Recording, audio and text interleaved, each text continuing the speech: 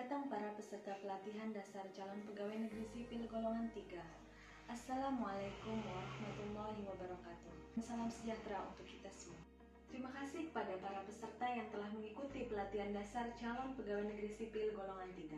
Perkenalkan, saya Primatika Pendi Bintari Putri, penyusun program penyelenggaraan Diklat, Pusdiklat Badan Siber dan Sandi Negara, yang akan membersamai Bapak dan Ibu sekalian para peserta pelatihan dasar calon pegawai negeri sipil golongan 3 dalam mata pelatihan komitmen mutu. Besar harapan saya agar kita dapat bersama-sama dan berkolaborasi dalam menciptakan proses pembelajaran yang menyenangkan dan menghasilkan output pelatihan yang baik.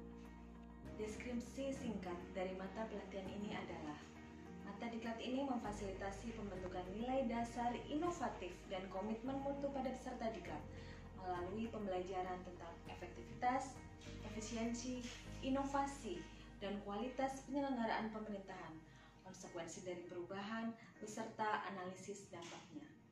Mata diklat ini disajikan melalui pembelajaran berbasis pengalaman langsung atau biasa disebut dengan experiential learning, dengan penekanan pada proses internalisasi nilai dasar tersebut, yaitu melalui kombinasi metode ceramah interaktif, diskusi, studi kasus, simulasi, menonton film pendek, studi lapangan, dan demonstrasi. Keberhasilan peserta dinilai dari kemampuannya mengaktualisasikan nilai-nilai dasar inovatif dan komitmen mutu dalam pelaksanaan tugas dan jabatannya. Pada mata pelajaran komitmen mutu ini, kita akan mempelajari 6 materi pokok. Materi pokok yang pertama adalah konsep efektivitas, efisiensi, inovasi, dan mutu. Pada materi pokok yang pertama ini, kita akan mempelajari 3 sub materi pokok, yaitu konsep efektivitas dan efisiensi, konsep inovasi, dan konsep dasar dan pengertian mutu. Kemudian, di materi pokok yang kedua, kita akan mempelajari nilai-nilai dasar orientasi mutu, yang terdiri dari 3 sub materi pokok, yaitu manajemen mutu, nilai-nilai dasar orientasi mutu, serta implementasi mutu dalam pelayanan publik. Selanjutnya, di materi pokok yang ketiga, kita akan mempelajari pendekatan inovatif dalam penyelenggaraan pemerintahan. Di materi pokok yang ketiga ini, kita akan mempelajari 2 sub materi pokok, yaitu pendekatan inovatif dalam penyelenggaraan pemerintahan dan peningkatan produktivitas aparatur. Selanjutnya, kita akan mempelajari materi pokok yang keempat, yaitu membangun komitmen mutu dalam penyelenggaraan pemerintahan. Di materi pokok yang keempat ini, kita akan mempelajari 2 sub materi pokok, yaitu landasan komitmen mutu dan komitmen mutu dalam pelayanan di tempat kerja. Selanjutnya, di materi pokok yang kelima, kita akan mempelajari tentang berpikir kreatif, yang terdiri dari 2 sub materi pokok, yaitu kreativitas dalam pelayanan dan teknik berpikir kreatif. Selanjutnya, di materi pokok yang terakhir, yang keenam, kita akan mempelajari membangun komitmen mutu melalui inovasi. Di dalam materi pokok yang terakhir ini, kita akan mempelajari 3 sub materi pokok, yaitu yang pertama, best practice inovasi dalam pelayanan, yang kedua, peran PNS dalam membangun inovasi pelayanan, dan yang terakhir adalah aktualisasi nilai-nilai dasar komitmen mutu untuk keunggulan bersaing.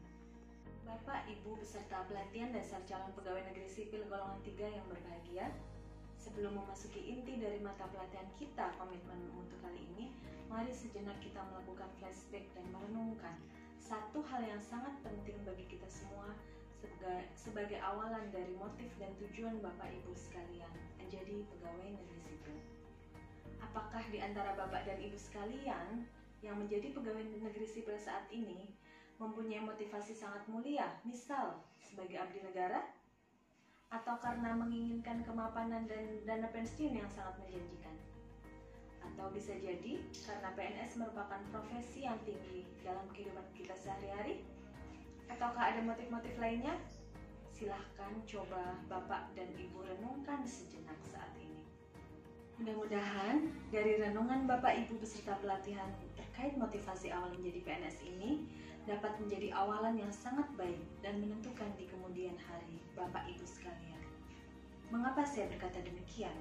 Tentunya di luaran sana mungkin masih banyak kita melihat atau mendengar beberapa fenomena sebagai berikut. Yang pertama, fenomena ini pernahkah Bapak Ibu melihat? Kemudian fenomena yang kedua ini, atau mungkin fenomena yang ketiga. Tentunya harapan saya, fenomena-fenomena yang tadi saya sebutkan di luar sana hanya terjadi di luar sana dan bukan terjadi di lingkungan dan di pribadi Bapak Ibu beserta sekalian ini.